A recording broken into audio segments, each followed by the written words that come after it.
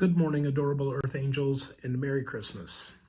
Today we're going to work on a personalized Christmas practice, complete with connection and joy and angels and whatever works for you. And that, I think, is the operating theme, is protecting Christmas, your personal Christmas, in such a way that you cultivate the right joy, that you experience the right celebration, that you give and receive in the right fashion, and that you kind of maximize your Christmas experience wisely. So full breath in. And firstly, a genuine Merry Christmas to you. I have my my Santa homage beard working right now, and I truly hope that you are able to give and receive in such a way that brings joy, fosters peace, and exhibits love. And may I do the same.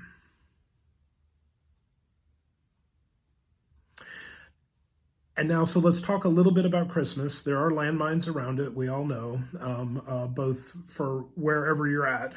And so let's just set an intention to avoid the landmines and to cultivate and harvest the peace, the joy, the love, the goodwill to all, the giving and the receiving, and the ability to be a blessing in the lives of those who we interact with, our family, our loved ones, and our broader community.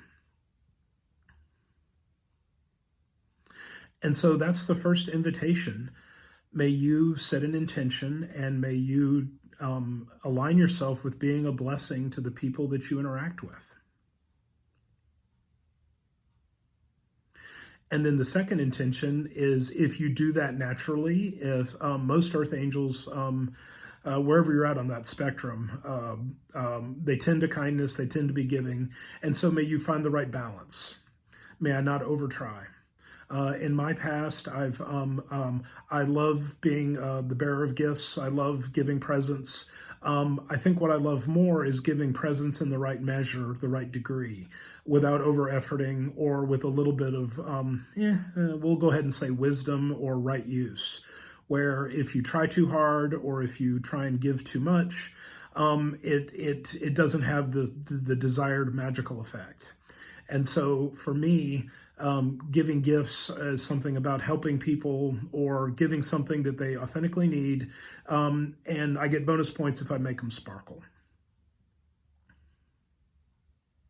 So whatever your practice of either giving or receiving is, may you get it right. And then a little bit of personal spiritual practice. I mentioned landmines around Christmas. I'm not going to illuminate all the landmines. You've probably stepped into them in the past. You might be in the middle of them right now. It doesn't really matter what the landmines are. The spiritual practice that I'm going to invite you to in this moment is, may I protect my Christmas for myself.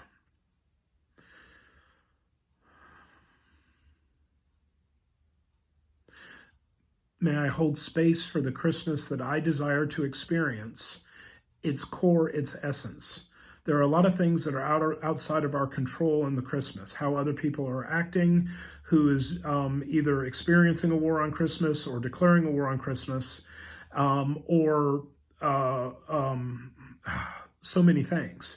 And it is incumbent upon us to do the best we can to hold somewhere safe and sacred our idea of Christmas, and we get to co-create it.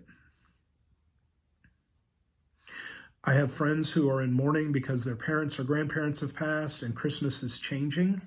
And Christmas is, we all love, some of us, I should say, there are Christmas traditions that we all love, and the nature of the universe is change. And so if things are changing around you, find out, how can I keep the core of my Christmas tradition, even if grandma isn't around, grandpa isn't around, or, something, even the loss of a child. Bless us one and all.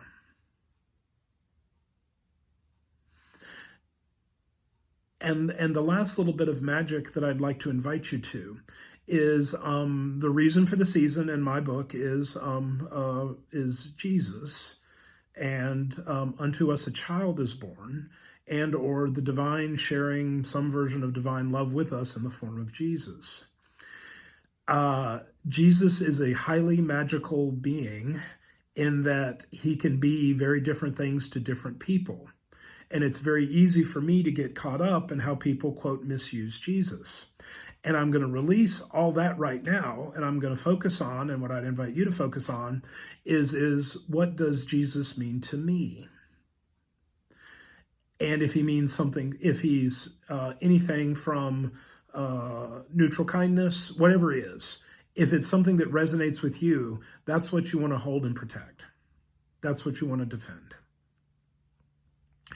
And the invitation is to not worry so much about people that see him or use him in a different way. It's about, how is my heart opened? How is my spirit sparkled? How am I invited to be the best that I can be? How am I invited to co-create the better angels of my own nature? And on that note, Merry Christmas.